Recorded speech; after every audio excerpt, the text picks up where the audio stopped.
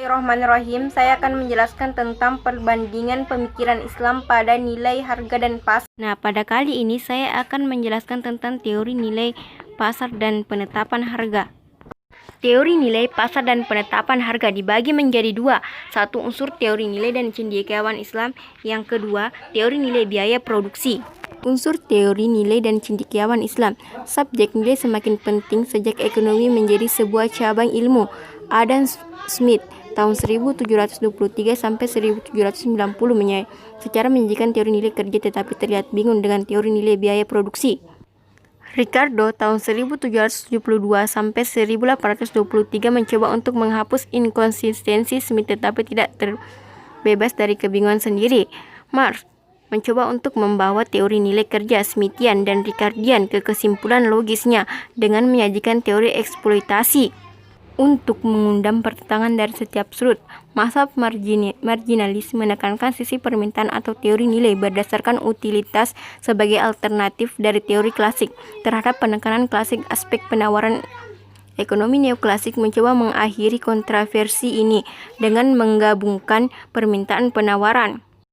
Adapun penulisan tentang subjek secara jelas itu dikemukakan oleh Ibnu al-Jauzi yang mengatakan bahwa tingkat kenikmatan dari makanan dan minuman akan bergantung pada seberapa kuat rasa haus atau lapar. Adapun teori nilai biaya produksi, Ibnu Taimiyah berpendapat bahwa nilai adalah kenaikan yang diperoleh baik dari tenaga kerja maupun modal, sedangkan untuk teori nilai tenaga kerja, Ibnu Khaldun menegaskan bahwa keuntungan adalah nilai yang direalisasikan dari kerja. Pasar dan harga. Islam datang kepada orang-orang yang menjadikan perdagangan salah satu sumber utama kehidupan mereka. Pasar bebas.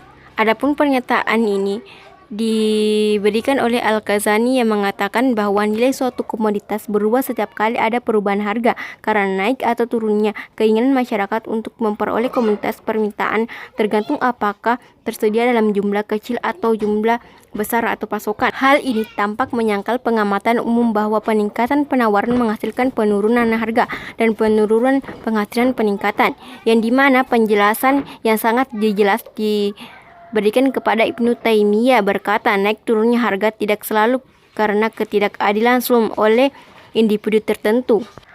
Adapun ketidaksempurnaan di pasar dan kontrol harga, tafsir Ibnu Taimiyah menunjukkan bahwa harga yang adil ditentukan oleh kekuatan pasar yang kompetitif.